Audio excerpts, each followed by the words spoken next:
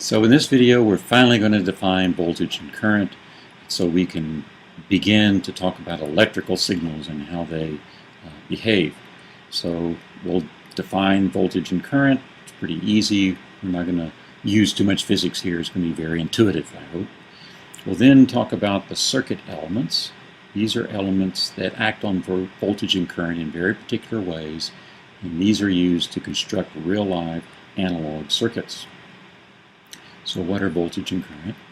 So voltage is also called electric potential, and it provides the push for the flow of charged particles. So the idea is that you have a region of positive to negative voltage, and the positive part is supposed to represent that it has a higher potential, electrical potential, than the negative side. So this is downhill, if you will. Higher potential where it's positive, lower potential where it's negative. And so generally, if you just had a charged particle, a positively charged particle, it would want to go downhill. That's what a voltage does. It provides the push. Voltage has units of volts, usually indicated by a lowercase v, sometimes an uppercase v, named for Alexander Volta, the Italian physicist who discovered the battery, by the way. Current is the flow of positively charged particles in the direction that's indicated. So what this means here is that there's a river of charged particles flowing this way. Notice the word current is analogous to the flow of water in a stream or a river. And the current is flowing this way. So the interesting thing, though, is that this is the flow of positively charged particles. If you had negatively charged particles, like an electron flowing in this way, it turns out positive current to the right means the electrons are flowing to the left. You can blame this convention of giving a negative charge assigned to electron to Benjamin Franklin. As you probably know, it's the electron. It's the workhorse in electricity. And we talk about current here as a flow of positively charged particles, but the electrons are actually flowing the other way, but we don't really care. We talk about what's the actual value of the current that we have. The unit of current was named for the physicist Ampere, usually denoted by a capital A. 1 volt is not a very big voltage. I'm going to show you some batteries in a second, and they're typically 1.5 volts. 1 ampere of current, though, is a lot of current. Typically, in most circuits, you can range from the microamp range to the milliamp range. 1 ampere occurs in things that are coming out of the wall, for example. You can supply a lot of current out of a power socket. Now, how the charged particles actually flow in response to an applied voltage depends on the conducting medium. We're going to go through several circuit elements in R, and the laws of physics determine how the voltage and current are related to each other. So it's not always true that if you have a positive voltage, like I've indicated over here, that the electrons, the positively charged particles, always flow that way. That's not true. It depends on what's in between, and we'll see that in just a second. So let's define a convention here.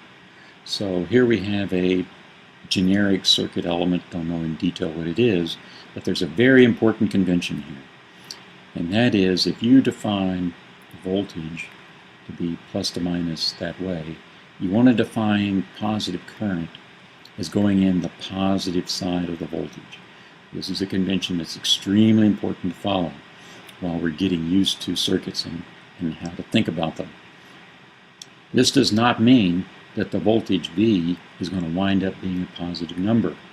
The way you assign voltage is up to you.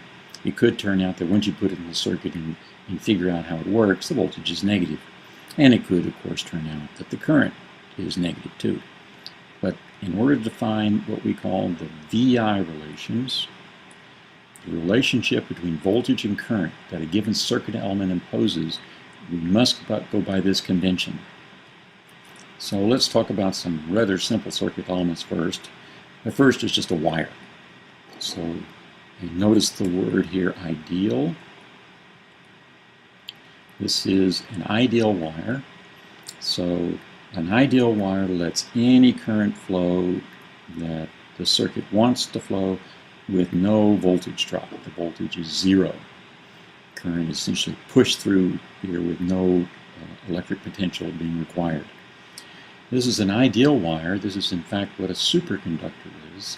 It allows current flow with no voltage to be applied, no voltage drop. A real wire has a small resistance and does not behave like this at all, but this is what we use in circuits. This is a model of an ideal circuit element, we call the short circuit, that lets any current go at all, but the voltage drop is zero. And guess that there's also an open circuit, which is what I call a dead wire, which in this case there's no current flowing because it's open, it's free space, if you will, in between, but there is a voltage drop, and the voltage drop can be anything that the circuit in which this open circuit is found can occur. So the important point here is that in an open circuit there is no current flow through the open area. I equals zero. Okay, well, let's talk about something that actually does something. Perhaps the simplest circuit element is the resistor. And here, voltage and current are proportional to one another, and the constant of proportionality is the resistance R. So 1 ohm is a volt divided by an 1 ampere. 1 volt divided by 1 ampere is 1 ohm. And the symbol for an ohm is a capital omega.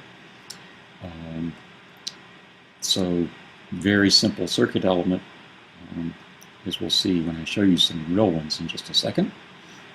The capacitor is a bit more interesting. The symbol for a capacitor is this set of lines going into what looks like two perpendicular lines. The VI relationship is that the current is proportional to the derivative of voltage. And that constant proportionality is the capacitance, which is measured in farads. Farads is named for Michael Faraday, the very important 19th century experimental physicist. Now, how do you build a capacitor? Well, it turns out the symbol for the capacitor gives it away. If you had two parallel plates and you put leads to them and applied a voltage to it, or put it in a circuit, what's happened is that charge wants to accumulate on this plate, and the current actually doesn't flow through, it doesn't jump across those plates, but current can slosh back and forth as if it were flowing through the circuit element. And it turns out the capacitance C is equal to the dielectric constant of the medium that's in between times the area of the plates divided by the distance between them. So in order to get the capacitance up, you have to have a big area and or a very small distance between the two plates. Now, to give you an idea about scale here, a 1 farad capacitor is huge. It's gigantic, as the way the units all work out. Typically, capacitors are in the millifarad. That's a pretty big capacitor. Even microfarads, even nanofarads, and even picofarad capacitors are found in lots and lots of circuits. But that's the way they're constructed out of parallel plates. This goes back to what I said about the nature of the medium for the circuit element defines the VI relationship. resistor is probably the simplest medium. The capacitor is an interesting medium too, but it has a bit more complicated VI relation. And then finally, there's the inductor. Inductors are, the symbol here for an inductor is supposed to resemble a coil of wire, has an inductance L, which is measured in henries, named for Joseph Henry, an American 19th century physicist. And it has the VI relationship, the voltage is proportional to the derivative of current. In some sense, it's the opposite of a capacitor.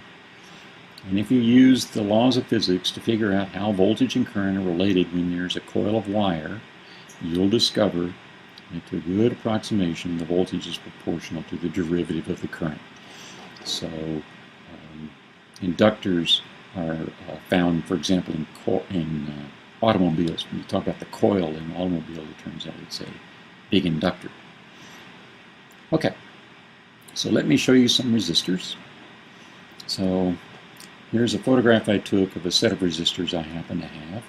I want you to notice, first of all, they're all the same size, no matter how big the resistance is. So this is the actual resistance of each of these circuit elements, resistors rather, going all the way from 10 ohms to 1 megohm.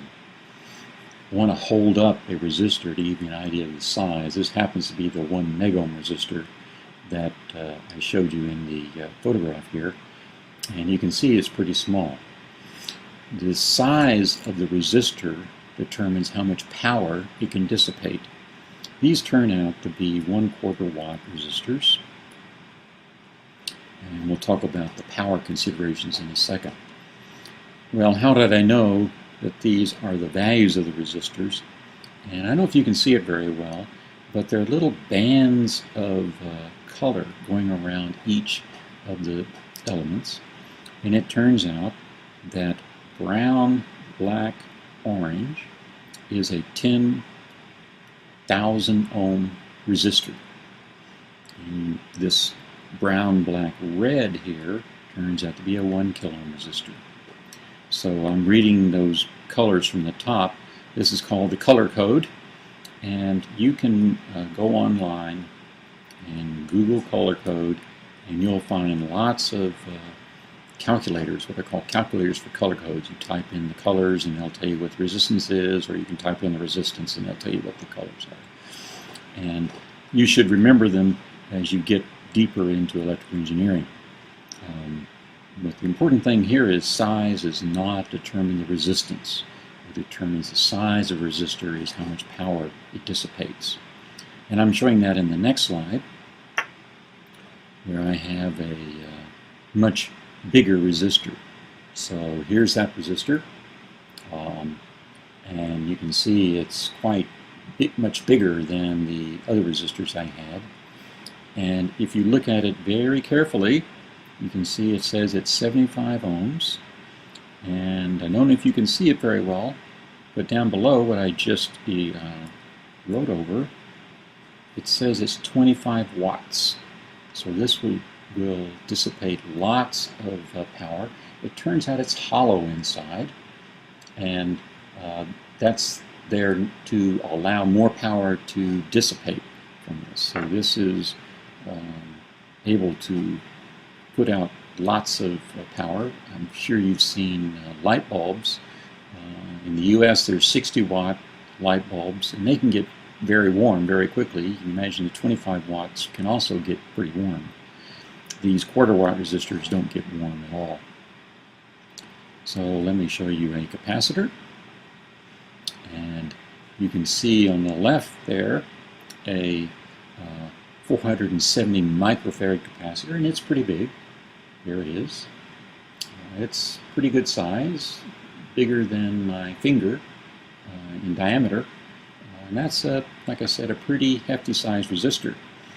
On the right is a 1 nanofarad resistor, 1 nanofarad capacitor, what am I saying? A 1 nanofarad capacitor, and it's small by comparison, and you'll find that size capacitor in lots of electronic circuits.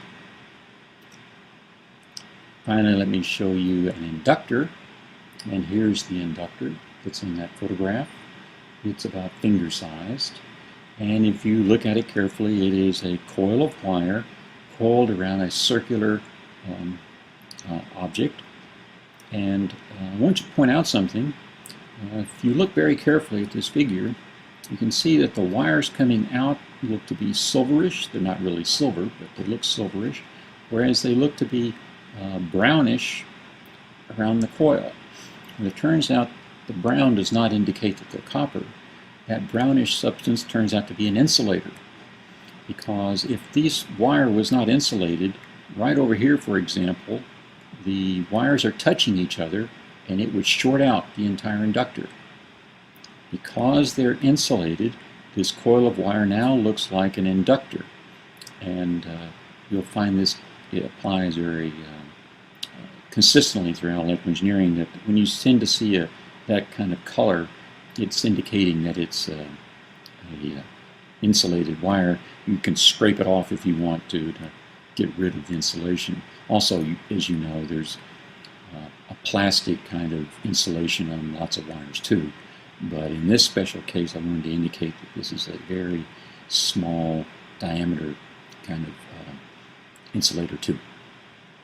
Okay, let's go back and look at the circuit elements again, because there are times when you want to write the VI relations the other way, if you will. So instead of V equals RI, you might want to write I equals 1 over R times V. Well, we call 1 over R is called the conductance. It's given the symbol G, and G is measured in Siemens, named for the German inventor of and designer of telegraph systems in the early part of the 19th century. So the symbol G is for Siemens. There are going to be lots of times when it's more convenient to think about a resistor in terms of its conductance, reciprocal ohms, Siemens, than it is in terms of its resistance. We'll find that out very soon. Now, of course, for the capacitor and the inductor, those derivative relationships turn into integral relationships. And as I said, all integrals in this course are definite integrals, and they all start at minus infinity. So, in some sense, a voltage in a capacitor has infinite memory of all the previous values of the current. All previous values of the current, no matter how they arose, going back to the beginning of the Big Bang, are summarized by the voltage. Of course, there are a lot of different current patterns that will result in the same voltage. Same thing for the inductor. It's the current that contains a memory of everything, all the voltage values that voltage that the inductor has had across it. Kind of interesting that they have this kind of infinite memory, but that's what you get when you have a derivative relationship. Turn it around, becomes an integral. Okay, let's talk about some different elements, namely sources. And these provide voltage or current to a circuit that we build. So a voltage source is indicated by a circle with a plus to minus indicating the positive direction for the applied voltage V sub S, S for source. So the VI relationship, again, I'm defining my own voltage V and my own current I going in the top in a consistent way, is that the voltage is going to equal whatever the source is for all I. So what this means is that the voltage source puts no constraints at all on the current. It can supply any current that the circuit to which this voltage source is attached will want. What it does is it provides a voltage for all time, whatever V sub S is. Similar thing for a current source is that this will provide a current no matter what the voltage is. Voltage could be 0, minus 100, 10 to the minus 6, really doesn't matter. It's going to provide a given current. Now, notice the little minus sign here, and that is because on this, the way I've drawn it, I sub S is a positive current flowing that way, and we always want I defining the VI relation to go in the positive side of voltage. So these two currents are going the opposite way, and that's the reason for that minus sign. It's just a minor little thing. You just want to make sure you're consistent in the way you define things. But let me point out, it is very, very important that if you define voltage that way, you define current going in the positive side of voltage. Very, very important. Well, let's look at some batteries. So, batteries are a special case of a voltage source that produce constant voltages. And I've got 4 batteries in this photograph. This is a D cell, which is, as you know, pretty big. It gives you a size of scale. If you read the label very carefully, it says 1.5 volts. The little button at the top is the positive side. It doesn't, in most cases, they don't label the negative side. Once you know what's positive, the other end is negative. This is a AAA battery, and if you look very carefully right there, it says it's also 1.5 volts. So again, the size of the battery does not determine the size of the voltage it produces. What it does tell you is how long each battery will provide that voltage. Basically, the bigger the battery, the more oomph, as I like to think about it, the more oomph it possesses, it can last longer. The chemical reactions can be sustained. So a AAA battery in general in a circuit won't last as long as a D-size battery attached to the same circuit. I wanted to point out, I discovered this the other day. This is a battery that goes into my remote control for my door lock on my car. And if you look at it very carefully, right there it says 12 volts. So this actually provides a bigger voltage than a AAA, than a D cell, but it doesn't provide much current. By the way, the 27A that you may see at the top of this battery is a model number. It does not mean it provides 27 amps. I guarantee you it doesn't. And finally, this rectangular battery you see is clearly labeled 9 volts, and on the side you can look to see which end is positive and which end is negative. That's labeled on the side of the battery. Okay, you can buy these clearly at any store, readily available. So don't forget that when you buy a battery like this, it's open circuited. There's nothing attached to between the top and the bottom. There's nothing there. So if we're here, the way they're pictured, the current is 0 because there's nothing attached to it. These batteries are quite happy to produce 1.5 volts for these two at least, no matter what, because they're just sitting there. Now, how about a current source? Well, a current source will provide a current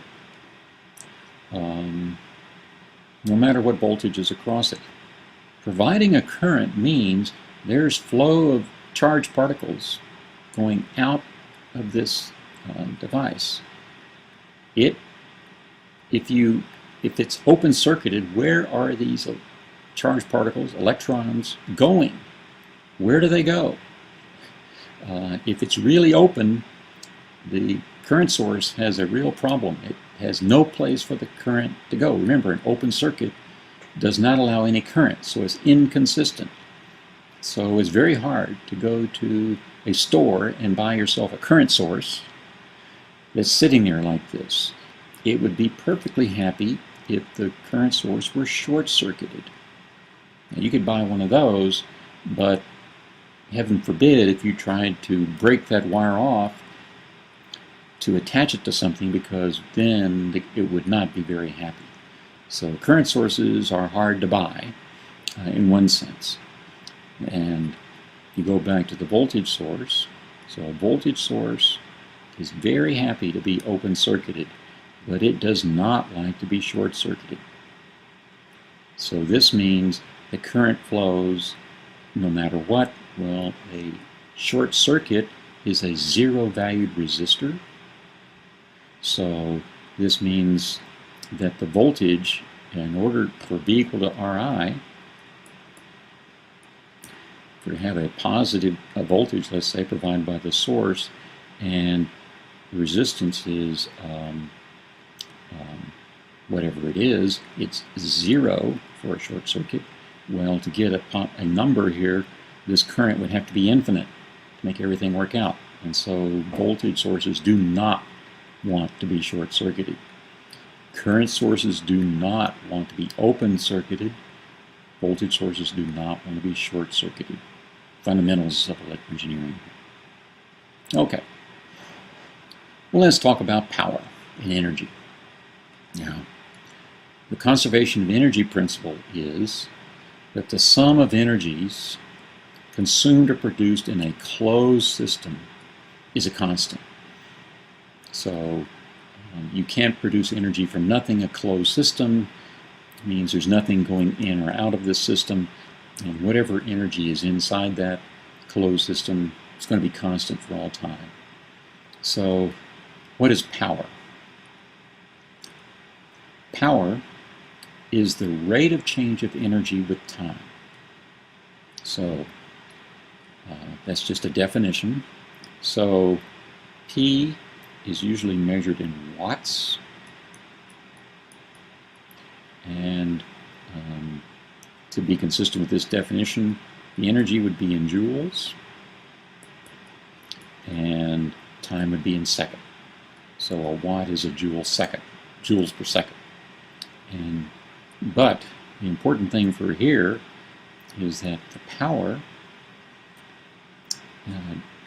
the conservation of energy principle, that the energy is a constant, means that in a closed system, the power, total power in that system is 0 at all times.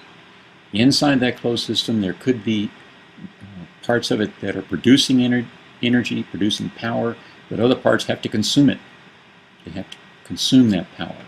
So we should look in circuits, and what I'm going to show a little bit later is that this law is obeyed by circuits. Whatever is producing the power is also consuming it somewhere else. That's just the way things have to be. Well, what's the definition of power for a circuit? So, definition: the instantaneous power, the power at time t, that is dissipated by a circuit element, is the voltage times the current at those same times. Now notice the word dissipated. So positive power, if P is greater than 0, that means you're dissipating power. If P of T is less than 0, that means it's producing power. And that's the convention, that's the way you think about it. Go back to the derivative convention for relationship between power and energy. So if power is positive, that means the energy being consumed by the whatever element's going up, so it's consuming. But if it's less than, it's producing. So it's all very consistent. What's interesting is that watts is equal to volts times amperes. So you measure the voltage in volts, the current in amperes, multiply them together, and you'll get the power being dissipated or produced by that circuit element at that time. So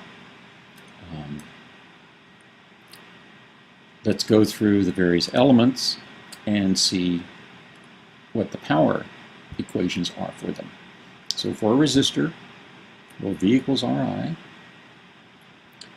You can substitute this into the power formula up here any way you want. And what you get is that the power is either Ri squared or V squared over R, whichever way you want to think about it in terms of voltage or the current. So, one thing to point out, squaring always gives a non-zero, a positive quantity. Cannot be negative. And that means resistors always dissipate power. And that's why the wattage of a resistor is very important to consider, because it's going to dissipate power, and you better have a physical design for a resistor so that it can let the power dissipate freely up to its stated rating, but always dissipate. So resistors dissipate power. So there has to be some other element in the circuit that produces the power that the resistors dissipate. If you look at the capacitor and the inductor, things are a bit more interesting. So I plugged, let's say, the derivative relationship in here and did a little manipulation to show you that the power consumed by a capacitor is related to the derivative of the square of the voltage. So now the square of a voltage, of course, again, is a positive number. However, its derivative can be both positive and negative.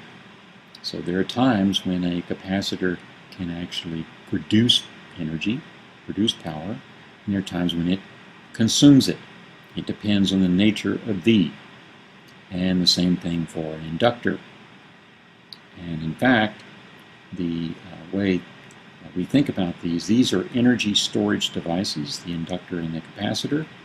And a capacitor energy is stored in the voltage, and in an inductor, it's stored in the current. These are results, these equations tell you how to calculate the power that's consumed or produced by these various elements.